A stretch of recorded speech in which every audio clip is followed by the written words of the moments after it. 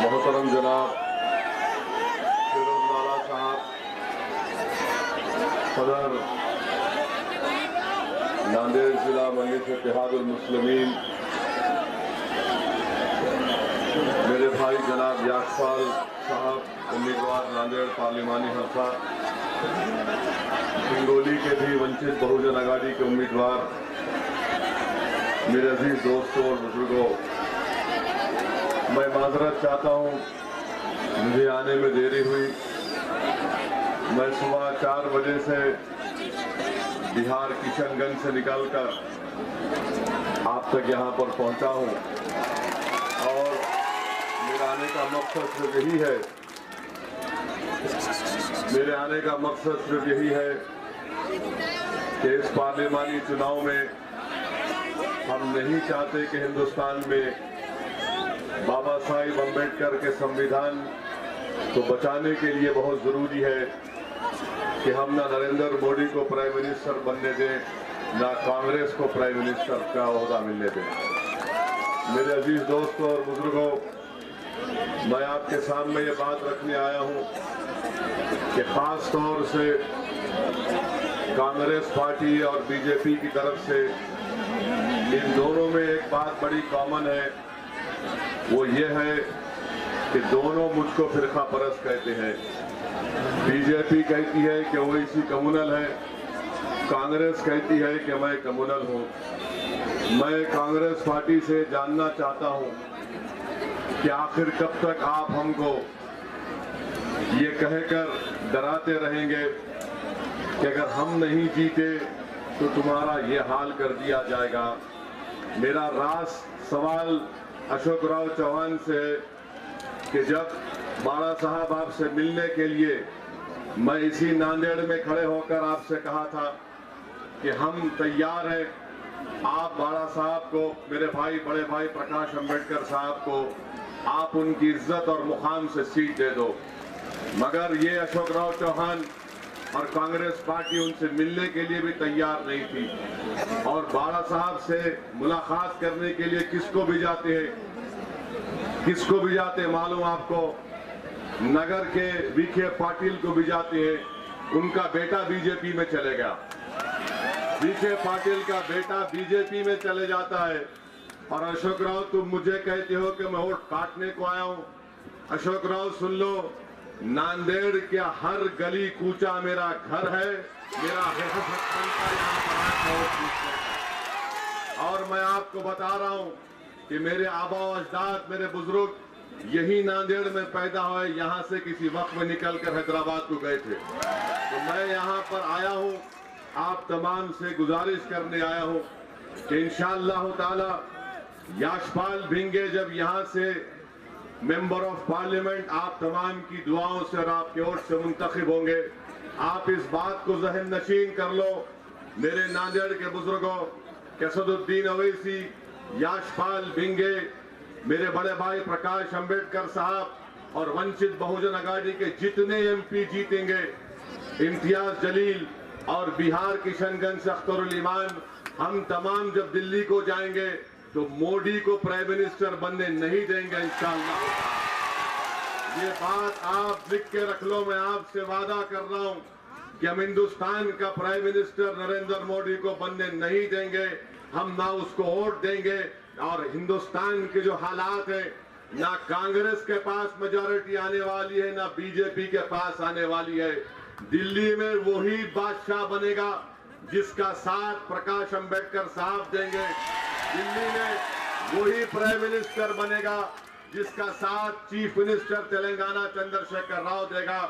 दिल्ली में वही prime minister बनेगा जिसका साथ आंध्रा का जगन मोहन रेड्डी देगा। और हमको इस वक्त में मेरे भाई, ये वक्त बीज बोने का नहीं है, ये वक्त फसल काटने का वक्त है।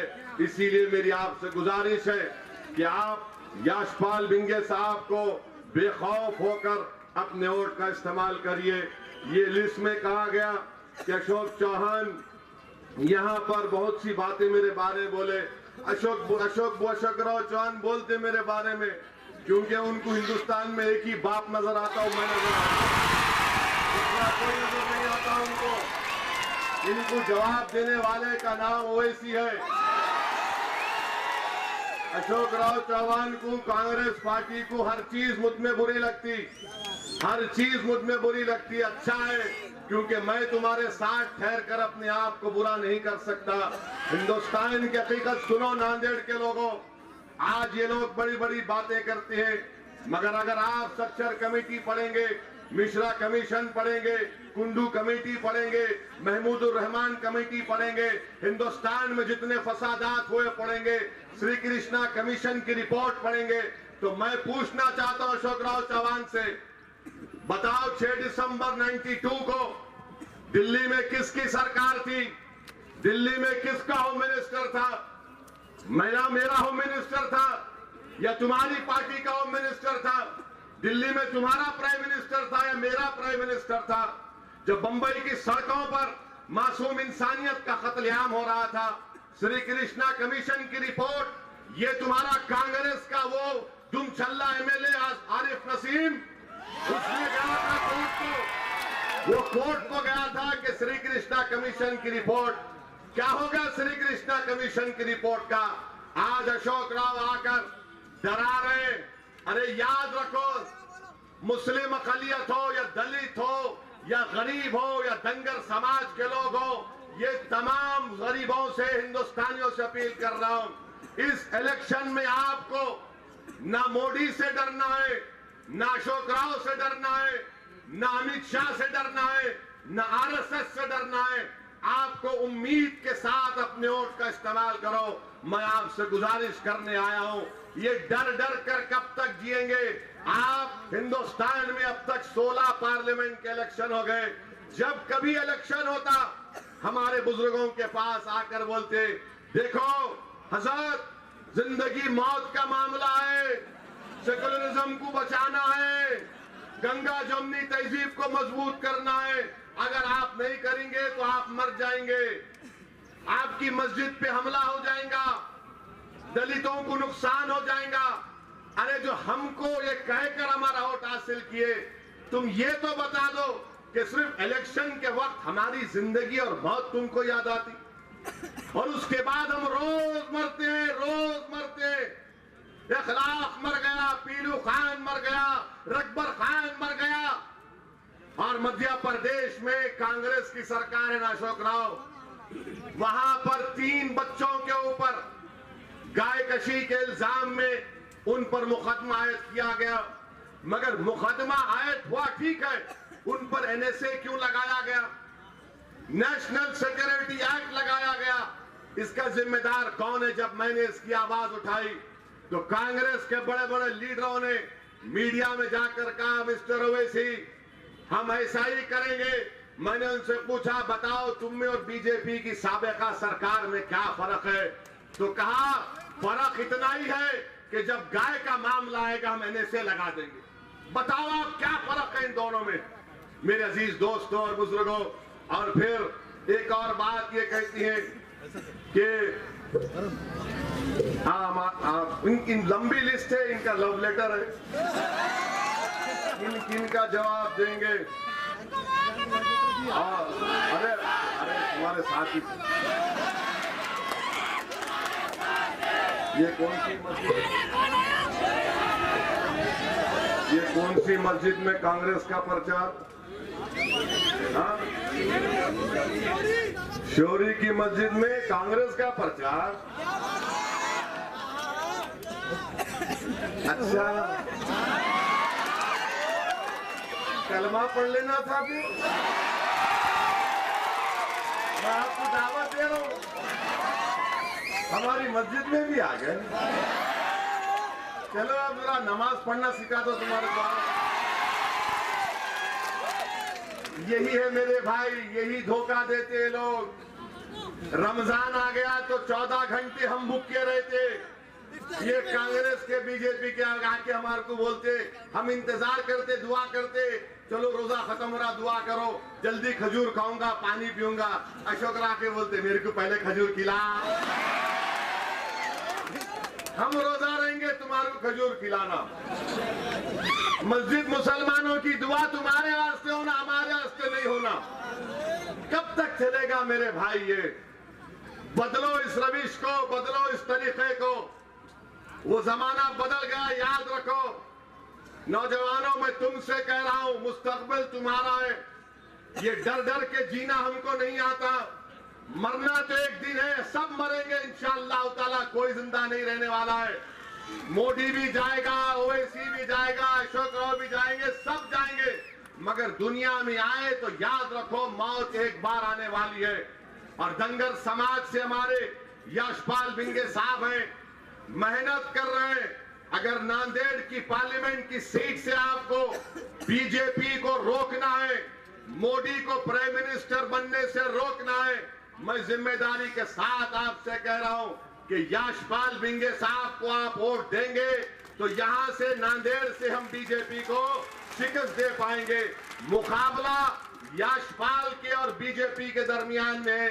ये अशोक राव, इनके तमाम चमचे सिर्फ इनकी चमचागिरी कर रहे हैं। इनको अब ये भी नहीं मालूम कि पोलिंग कब है, पोलिंग भी नहीं मालूम, डर गए। पर ये संविधान जब तक रहेगा, हिंदुस्तान का कॉन्स्टिट्यूशन जब तक रहेगा, हिंदुस्तान उस वक्त तक सेकुलर रहेगा। कांग्रेस पार्टी वालों, ये डराना छोड़ो। मैं बल्दिया के इलेक्शन में मुझे कामयाबी नहीं मिली, उसकी अलग बात है, मगर मैं आपके इलाकों में पैदल दौरे किया, एक दिन नहीं 7-7, 8-8 दिन दौरे किया। इतनी गंदगी मैं वहां पर देखा। क्या आपको इलेक्शन आया तो मस्जिद याद आई और इलेक्शन खत्म हो गया तो मेरा मोहल्ला याद नहीं आता, मेरी गली याद नहीं आती, मेरे घर के सामने बहती हुई गंदगी याद नहीं आती, पीने के पानी का इंतजाम नहीं। मगर इलेक्शन आया तो फिर कहते हैं सेकुलरिज्म को बचाना है। मेरे अजीज दोस्तों और बुजुर्गों, यकीनन इंशाअल्लाह ताला हम मोदी को हराएंगे। मैं आपसे ऐसा वादा किया हूं। हैदराबाद में मोदी आए थे, बड़ी सवालिए, बहुत मुश्किल से लोग जमा हुए और अपनी तकरीर में फिर उन्होंने कह दिए, MIM, Owaisi, speed breaker. Hindustan के वजीर आजम सुन लो, तेलंगाना में 17 लोकसभा की सीट में से 16 पर TRS, 1 पर शेरवानी कामयाब होगी इंशाअल्लाह। TRS बीजेपी के पास एक, छोड़ दो यार उसका, क्या है उन्हें नहीं मालूम, तुम्हारे को होता ऐसा। घर में रहना, कोई भी अकेले रहे तो ऐसी होता, उसको भी बोल लेते है ना। घर में कोई, हमारे घर में है, देखो। हाँ, तो मैं आप शेयर कर रहा था कि बीजेपी वहां हारेगी। आंध्र प्रदेश में 2 MP बीजेपी के, दोनों वहां पे डिपॉजिट लूज करेंगे इंशाअल्लाह ताला। हिंदुस्तान को, वतन अजीज को इंशाअल्लाह ताला RSS के इस काले बादल से छुटकारा मिलेगा। और याद रखो, 23 जनवरी को जो नतीजा निकलेगा उस दिन रमजान का महीना रहेगा, रमजान का महीना रहेगा। और रमजान की तारीख क्या रहेगी मालूम? अशोक राव मस्जिद चले गए तो भूल गए 17 रमजान को क्या हुआ था। क्या हुआ था 17 रमजान को? 17 रमजान को मारे के हक व बातिल हुई थी। आज जो लोग तुमको आकर डरा रहे ना, तुम उनको जवाब देकर कहो कि हमारी तारीख ये है, बल्कि इंसानी तारीख का वो वाकया याद दिलाओ कि निहत्थे लोग थे, जिस्म पर कपड़े नहीं थे, फाका कशी थे, इनके प्यास सवारी नहीं थी और मुकाबला ऐसे ताकतवर लोगों से हुआ जिनके पास हर चीज थी।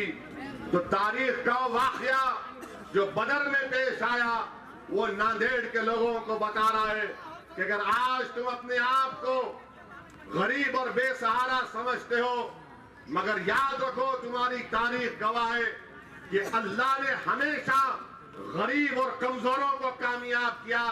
और 17 रमजान 23 मई इंशाअल्लाह ताला दुनिया के जितने अबू जहल हैं, दुनिया में जितने अबू जहल हैं, वो पूरे के पूरे आउट होने वाले इंशाअल्लाह ताला।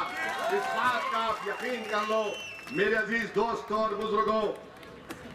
क्या है भाई? मैंने अब आप जहां जहां वंचित बहुजन अघाड़ी के उम्मीदवार हैं, आपको वोट देना है।